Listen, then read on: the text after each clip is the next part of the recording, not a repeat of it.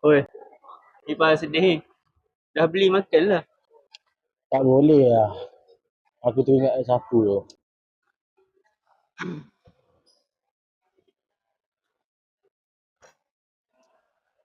Macam ni aku kata. Sekarang ni, kau ni comel. Pandai, cerdik. Kan? Gebu pula tu. Sesuai dipeluk setiap malam. Sekarang ni bagi tahu aku. Kenapa kau tak boleh dapat lagi baik? Beritahu aku. 为什么 kau tak boleh dapat lagi baik? 为什么 Tu juga aku cakap. Oi, dari mana pula ni? Aku ingat awal masuk kerja. Ingat tau? Jangan sedih-sedih.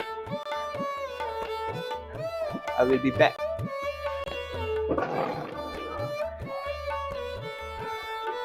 Kenapa dia ambil ayam aku?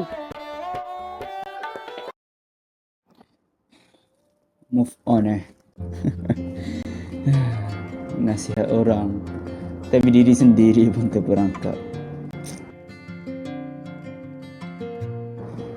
Walaupun aku tahu dirimu tidak akan kembali, tapi jauh di dalam sudut hati ini mengharapkan peluang kedua.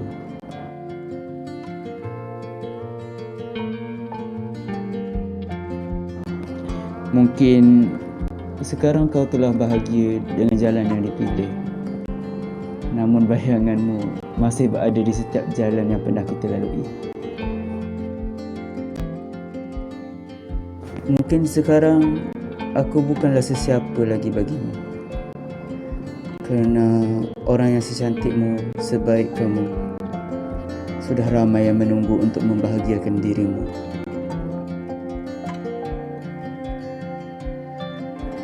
Walaupun hati ini seperti tidak boleh move on, tetapi diri ini perlu move forward.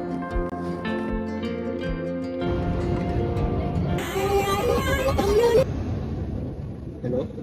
Ni mana ni? Dah gelap semua kata nak datang kerja shift hari ni. Apa benda tak datang pun.